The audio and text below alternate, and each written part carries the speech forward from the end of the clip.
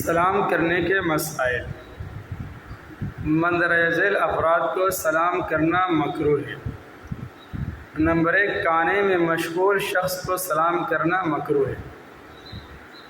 Number 2، جو شخص نماز، اذان، اقامت، ذکر و تلاوت یا دینی علوم سکھانے میں مشغول ہو، اس شخص کو سلام کرنا مکروہ ہے۔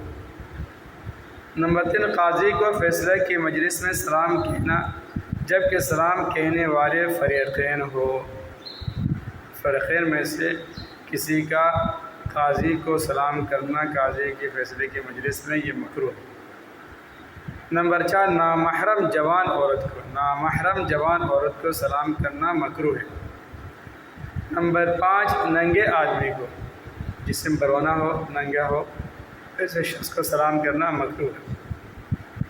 نمبر 6، جو شخص قضاء حاجت میں مشغول ہو، اس شخص کو سلام کرنا مکروہ ہے۔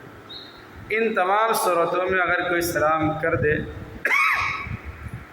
مکروہ ہونے کے باوجود کوئی سلام کرے تو جواب دینا واجب نہیں۔ خط کے سلام کا جواب زبانی یا بذریعہ خط دینا واجب ہے۔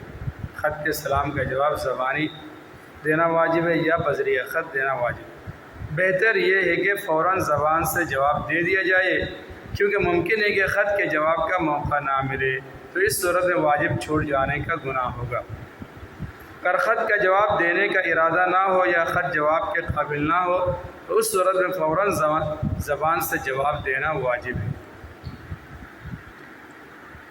آواز پہنچانے پر قدرت کے باوجود صرف ہاتھ کے اشارے سے سلام کرنا جائز نہیں۔ آواز پہنچانے پر قدرت کے باوجود، قدرت سے آواز پہنچا سکتے ہیں، اس کے باوجود صرف ہاتھ کے اشارے سے سلام کرنا جائز نہیں، اور اس کا جواب دینا بھی واجب نہیں۔ اور اگر کوئی عذر ہو تو صرف ہاتھ کا اشارہ بھی کافی ہے۔ کوئی عذر ہو، البتہ ممکن ہو تو اس کے ساتھ سلام کے الفاظ بھی کہیں۔ ہاتھ کے اشارے کے وقت کسی عذر کے بغیر لفظ سلام کے ساتھ اشارہ کرنا بھی جائز ہے، اس لیے کہ یہ اشارہ مصافحہ، ہاتھ ملانے کے قائم مقام، مصافحہ یعنی ہاتھ ملانے کے قائم مقام اشارہ کرنا لفظ سلام کے ساتھ۔ سلام کا جواب